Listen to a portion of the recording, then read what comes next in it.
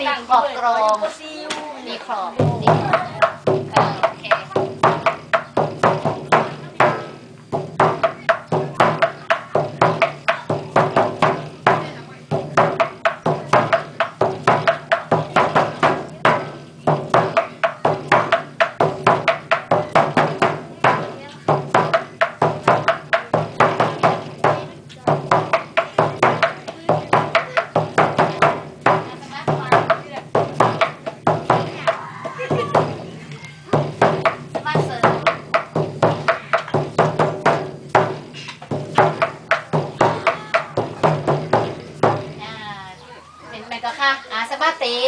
ลองฟังแล้วค่ะแต่ว่าฟังอกเหมือนกันก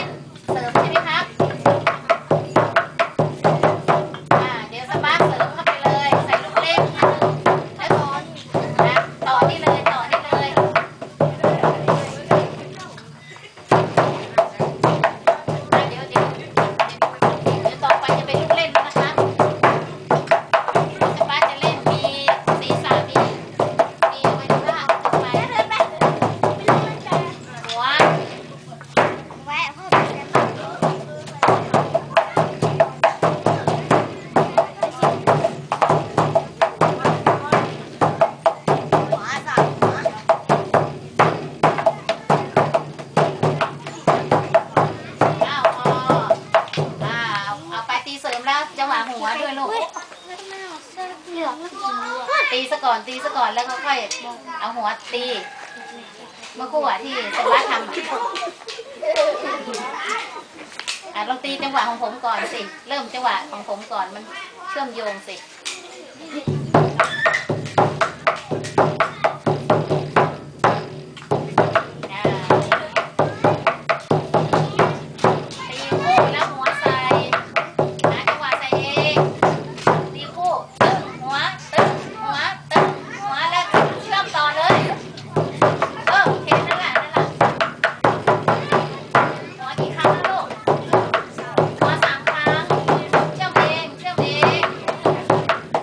จังหวะ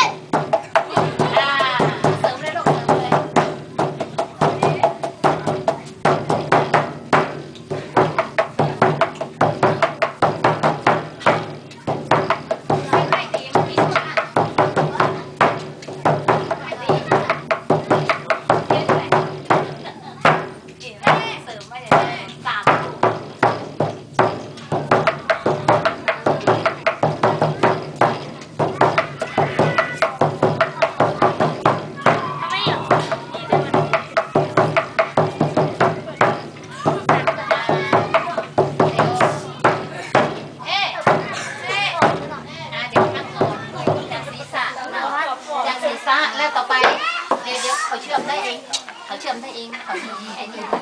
จากศีรษะสารแล้วเป็นอะไรลูกศีรษะหน้า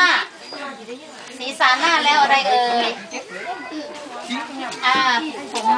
อยู่ที่ความสามารถผมนะลูกต่อไปนะคะ หัว3 ทิศนะคะในพี่สปาร์ลองนี่สิหัว3 ทิศนั่นแหละช้าๆ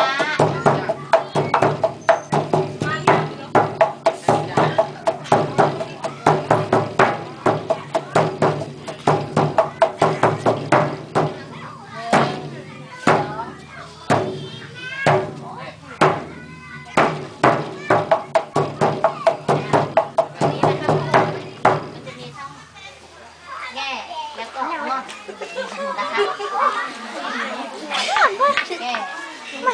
่ศีรษะทั้ง2 ข้างแล้วงอนเวลาตีแล้วลูกเวลาสะบัดในตอนที่งอนนะลองดูซิเห็นไหมวางไม้ลองทำซิทำท่าท้ายคอยตีนี่ตีคู่อยู่ตีกลางเห็นไหมครับเอาลุกเดี๋ยวเอากล้องแม่ที่หน้ารถแม่กันลูกเครื่องฝึกก็ได้ลูกฝึกอยากได้ปุ๊บแล้วก็